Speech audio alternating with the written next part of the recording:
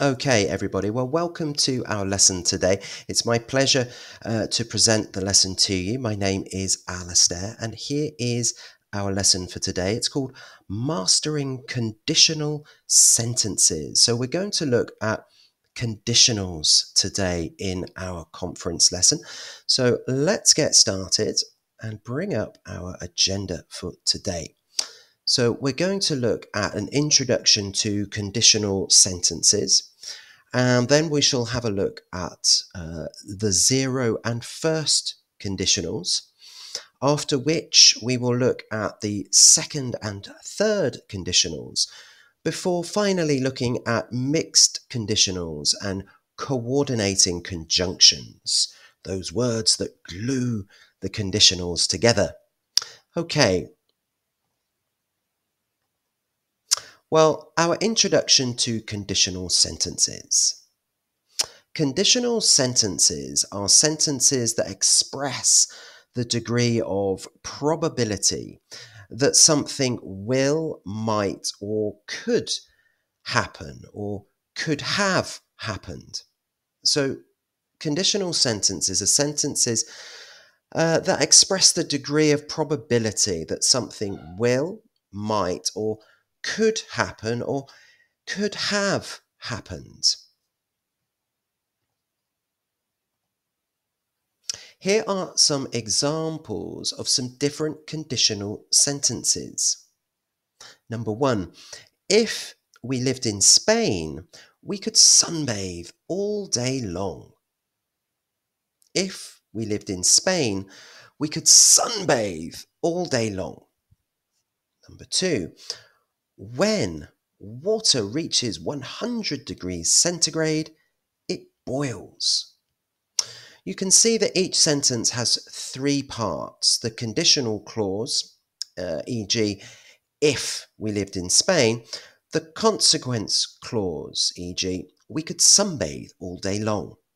And the conditional conjunction, the joining word. Okay, so I'll read those numbers out again. Number 1, if we lived in Spain, we could sunbathe all day long. When water reaches 100 degrees C, it boils.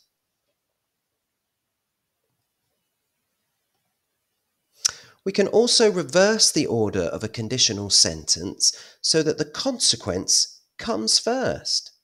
For example, will you be ready if I swing by at 7 p.m? Will you be ready if I swing by at 7 p.m? The biggest indicator that a sentence is a conditional sentence is that it contains the word if. Okay, so that's the biggest indicator of a conditional sentence, the word if. The conditional clause is often referred to as the if clause for this very reason. The conditional clause is often referred to as the if clause. However, there are other coordinating conjunction words that can join the two clauses, such as when, unless, and as long as. Okay, so there are other coordinating conjunctions for conditionals. We can join two clauses with words such as when, unless, and as long as. Types of conditional sentences in English. Well, in English, there are 5 types of conditional sentences. They've got names: the zero conditional, the first conditional, the second conditional, the third conditional, and mixed conditional. Okay, these different sentence types reflect the level of probability that an event or a situation will occur or could have occurred. So these different sentence types reflect the level of probability that an event or situation will occur or could have occurred. Well, let's start with the zero and first conditional. It's a good place to start. We'll start with the zero conditional. Zero. So zero conditional sentences are used to discuss truths, things that are true, facts. This can range from scientific facts to general truths. In these sentences, the conditional in question is either 100% likely or extremely likely, really likely. Okay, so in zero conditional sentences, the conditional in question is either 100% likely or extremely likely. We use conditional sentences to discuss habits, scientific facts, rules, and general truths. Okay, so here we go then with the zero conditional. The structure uses if plus the present tense, okay, the present simple, continuous, or perfect, plus the present tense, simple, continuous, or perfect. For example, number one, when you eat, your body digests your food. Okay? If you are talking, I cannot concentrate. If you don't drink, you get dehydrated. When I'm tired, I go to sleep. So these are all very good examples of the zero conditional. They use either the present tense, okay, or the present continuous, or present perfect. Okay, let's have a look at the next screen. So let's have a look at this zero conditional structure. We have the conditional clause equals the simple present tense or the present simple tense. For example, I don't sleep, and then the consequence clause, also in the present simple tense.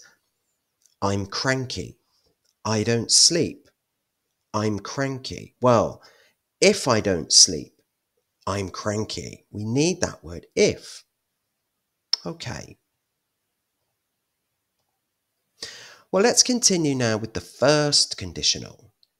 The first conditional is used to discuss a probable occurrence and its possible consequence. It's used to discuss situations that are realistic and occurring in the present and into the future. So the first conditional is used to discuss a probable occurrence and its possible consequence. It's used to discuss situations that are realistic and occurring in the present and into the future. We often use the first conditional to make promises, predictions, and threats. So we have a structure here: if plus present tense, simple, continuous, or perfect, future or imperative, modal. Okay, well, let's see how that structures in a sentence. If I go to sleep now, I will be well rested for tomorrow. Number two, Mary might need a bigger bag if she plans to take all the food home.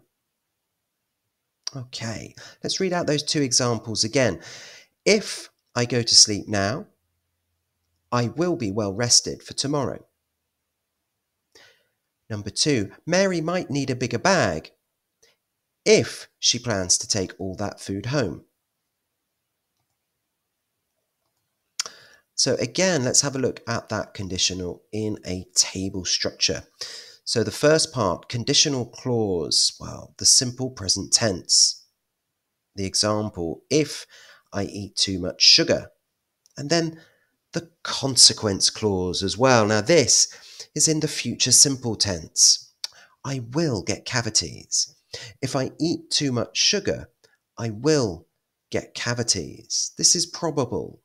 Okay, great. So that's the first conditional. We're going to move on now to look at the second and third conditionals. Okay, we'll start with the second conditional sentences. Now, the second conditional is used for unreal, improbable, or hypothetical events or situations, such as winning the lottery or meeting an A-list celebrity at the corner shop. Okay, so quite a fun conditional, as it allows us to use our imaginations to think of these hypothetical events or situations in the future. Okay, well, let's have a look. So we use if plus the past to talk about an imaginary present or future situation. Although the verb is conjugated in the past, the meaning is present or future. If plus past simple tense, comma, would, could, or might, plus infinitive. Okay, so if I had £1 billion, I would buy a small island. Okay, number one, if I had £1 billion, I would buy a small island. Very hypothetical situation. Number two, if I were her, I would never speak to him again. Okay, so another hypothetical situation. When we start with if I were her, of course, I am not her. So this is purely hypothetical. If I were her, I would never speak to him again. Okay, so that's the second conditional. Let's have a look at the next screen. Here we go. So we have our table for structure. Now, the conditional clause is in the simple past tense, or the past simple, and the consequence clause is in the present conditional. This means using a modal auxiliary verb, for example, would, could, might, alongside the main verb. Let's have a look. So the conditional clause is in the past simple tense. Example, if I had £1 million. Okay, now the next clause is the condition. Now, this is the conditional clause. It uses the present conditional tense. Okay, well, this is a combination of the modal verb with a bare infinitive. So, I could buy a horse. If I had £1 million, I could buy a horse. Of course, I don't have £1 million, so this is hypothetical, imaginary. The second conditional is all about the hypothetical. We use the subjunctive mood in second conditional sentences. The subjunctive mood. Okay, this means we use the subjunctive form of the verb to be, which is were. That's right. So, number one, if I were you, I wouldn't care. We don't say, if I was you. No, if I were you, I wouldn't care. Number two, if you were me, what would you have done? Number three, if he were a billionaire, you would never need to work again. So once again, those three sentences. If I were you, I wouldn't care. If you were me, what would you have done? If he were a billionaire, you would never need to work again. Notice the use of were after each pronoun rather than was. This is the correct use of the subjunctive mood. Okay, guys. Well, let us continue. It's very interesting, the second conditional. We're going to move on now, though, to our third conditional. Okay. Now, we use the third conditional sentence to talk about an imaginary or hypothetical situation, but this time in the past. So the third conditional sentences are used when the event has passed and therefore the consequence can no longer occur. So tremendously imaginative. Okay, I'm going to read that out again. Have a listen. We use the third conditional sentence to talk about an imaginary or hypothetical situation in the past. Now, the second conditional, it talks about imaginary or hypothetical situations in the future. But the third focuses on the past. Third conditional sentences are used when the event has passed, and therefore the consequence can no longer occur. But we might still want to talk about it, and this is how we do it. So the conditional clause is now in the past perfect verb tense, and the consequence clause is in the perfect conditional tense, i.e. a modal verb plus have plus a past participle verb. Okay, the perfect conditional tense. So if plus past perfect, that's our if clause, then comma, modal verb plus have plus past participle verb. Let's have a look at two examples. If you had told me you needed it, I would have brought the charger. If you had told me you needed it, I would have brought the charger. Number two, Mary would have reconsidered if John had not lied about the circumstances. Mary would have reconsidered if John had not lied about the circumstances.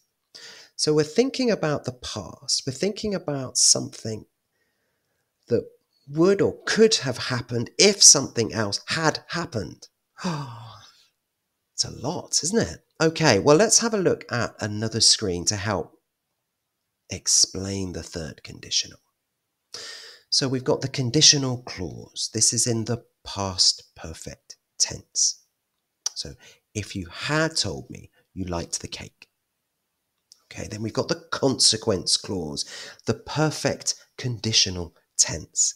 This uses a modal verb plus the word have and plus a past participle. This one is negative. I wouldn't have eaten it all. If you had told me you liked the cake, I wouldn't have eaten it all.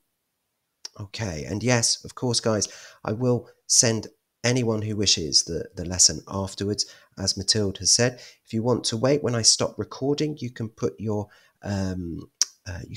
email addresses into the chat. I'll copy and paste them, and I'll send the lesson over to you later.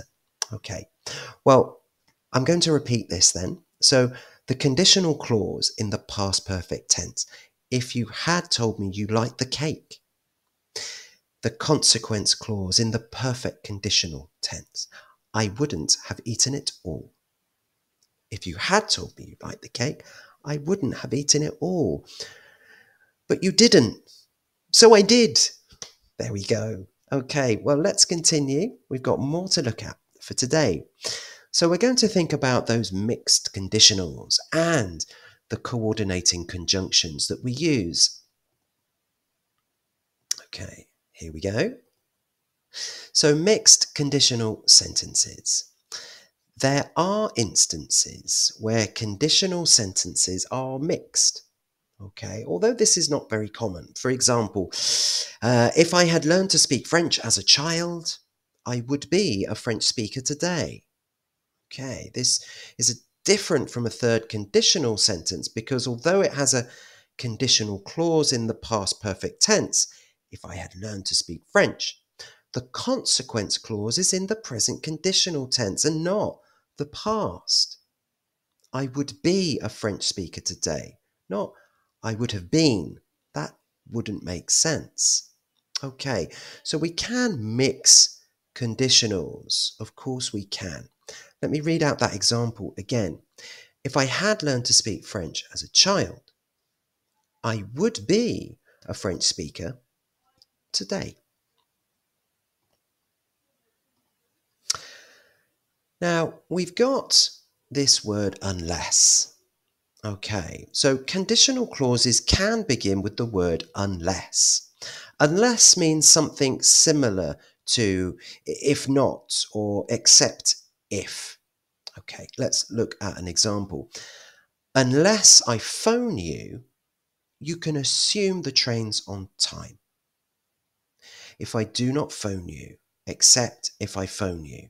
You can assume the train is on time. Okay, if I do not phone you, you can assume the train is on time. Okay, except if I phone you, you can assume the train is on time. So we got that conjunction, unless.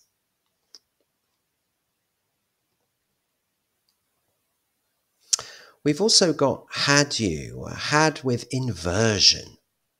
Okay, so in formal situations, we can use had plus subject plus verb instead of if in third conditional sentences. So, had I known you were waiting outside, I would have invited you to come in. If I had known you were waiting outside. Okay, so had I known instead of if I had known. Had I known instead of if I had known. Interesting. Okay. Let's have a look at another. So it's if plus were to. In formal situations, we can use if plus were to when we talk about things that might happen but which we think are unlikely. If the Prime Minister were to resign, there would have to be a general election within 30 days. If the Prime Minister were to resign, there would have to be a general election within 30 days. Here are some more conjunction expressions: as long as, so long as, providing. Sometimes we need to impose specific conditions or set limits on a situation. In these cases, conditional clauses can begin with phrases such as long as, or so long as, or only if, or on condition that, or providing that, or provided that.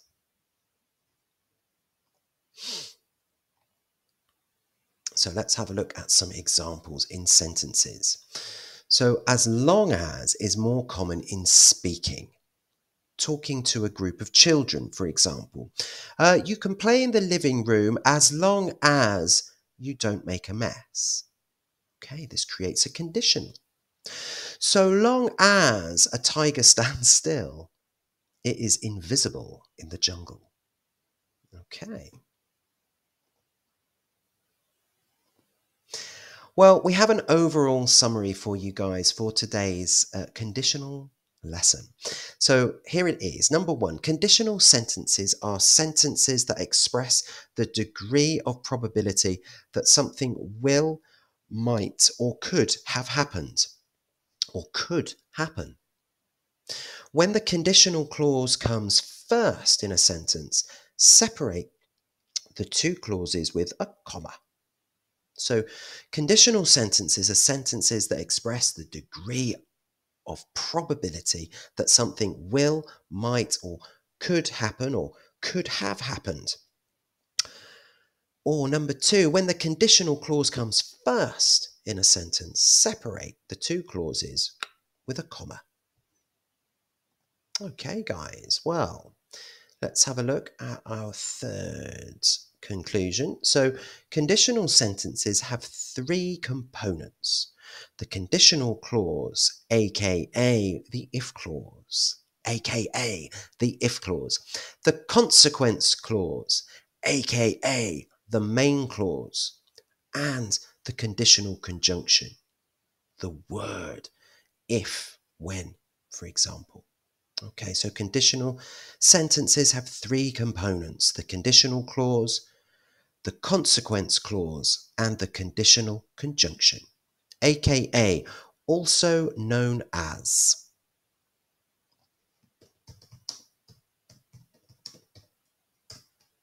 Also known as, aka. Okay.